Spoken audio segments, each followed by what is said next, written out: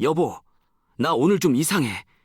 가슴이 답답하고 좀 쥐어짜는 것 같아. 뭐? 갑자기 왜 그래?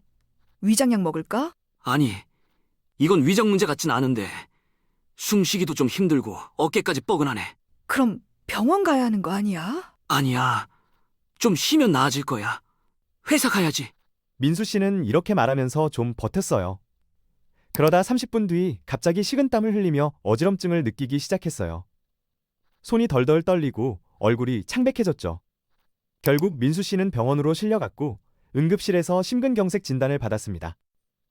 다행히 빠르게 스텐트 시술을 받아 목숨을 건졌지만 그날 민수 씨가 조금만 더 늦었다면 정말 위험했을 거예요. 안녕하세요. 닥터 그레이입니다. 오늘 주제는 간단하게 듣고 넘어갈 문제가 아닙니다. 시청자분들이 혹시 모를 심근경색을 재빨리 알아차리고 정확하게 대처하는데 실질적인 역할을 할 수 있습니다. 꼭 끝까지 시청 부탁드릴게요.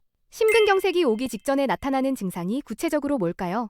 심근경색은 심장 근육의 혈액 공급이 차단되면서 생기는 응급 상황인데 그 직전에 몸이 보내는 신호가 몇 가지 있습니다. 가장 흔한 증상은 가슴 통증이에요. 이 통증은 보통 가슴 중앙이나 왼쪽에서 시작해 20분 이상 지속돼요. 묘사하자면 누가 가슴을 쥐어짜거나 무거운 물건으로 누르는 느낌이라고 해요. 실제로 2020년 미국 심장저널에 실린 연구에 따르면 심근경색 환자의 92%가 이런 가슴 통증을 경험했다고 합니다.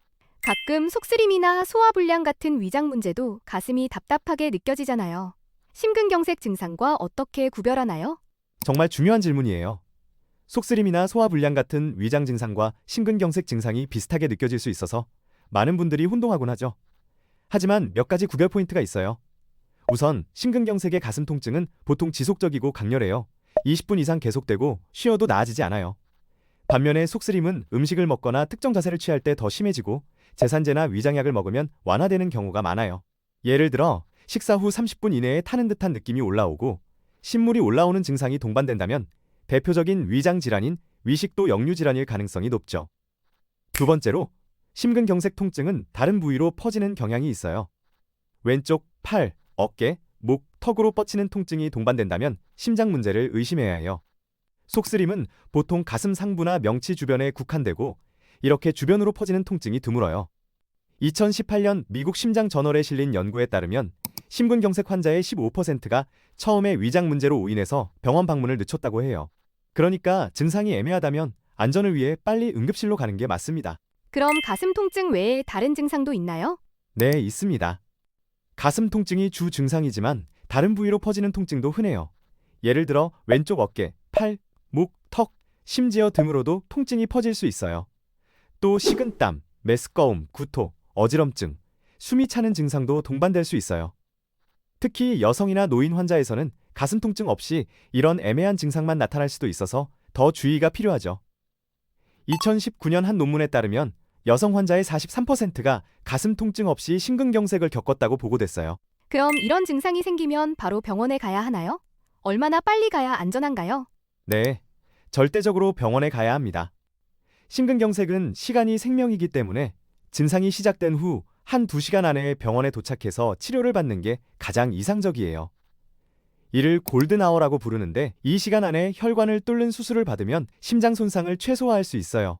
2021년 유럽 심장저널의 연구에 따르면 증상 발현 후 90분 이내에 치료를 받은 환자의 생존율이 95% 이상이었지만 6시간 이상 지난 경우 생존율이 80% 이하로 떨어졌어요. 그러니까 증상이 의심되면 주저하지 말고 119를 불러서 응급실로 가야겠죠? 응급실에 가면 사람들이 많아도 절대 기다리지 말고 병원 직원 아무나 붙잡고 가슴이 너무 아파서 왔다고 말하세요. 심근경색은 가장 위중한 질환이기 때문에 최우선 순위로 진료를 받게 되어 있습니다. 검사도 간단해서 CT나 MRI도 필요 없이 간단한 심전도 검사나 혈액 검사를 통해 심근경색 여부를 빠르게 확인할 수 있습니다. 심근경색의 위험 요인은 어떤 것이 있나요? 고혈압, 당뇨, 콜레스테롤, 흡연, 가족력이 있는 분들은 심근경색 위험이 높아요. 평소에 담배도 안 피우고 당뇨병도 없고 가족력도 없는데 갑자기 심근경색이 발생하는 경우는 매우 드뭅니다. 심근경색은 심장의 혈관이 막히는 병인데 아무 이유 없이 갑자기 혈관이 막히지는 않으니까요. 대부분은 혈압이 높거나 복부 비만이 심하거나 혈당이 높거나 담배를 오래 피웠거나 하는 등의 이유로 동맥경화가 생겨 심근경색이 발생하는 것입니다.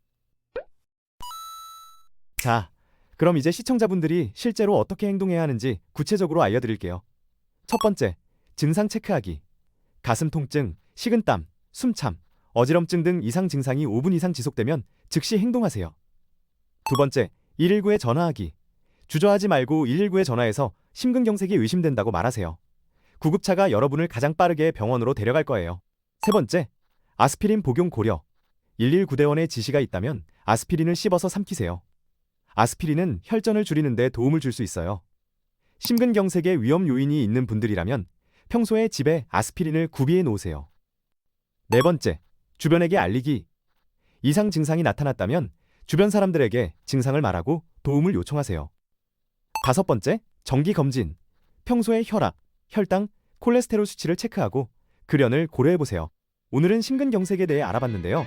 이 정보가 시청자분들의 건강과 생명을 지키는 데 도움이 되었기를 진심으로 바라면서 구독과 좋아요 부탁드립니다. 다음 영상도 유익한 의학 정보로 찾아올게요. 그럼 건강 잘 챙기시고 다음에 또 만나요.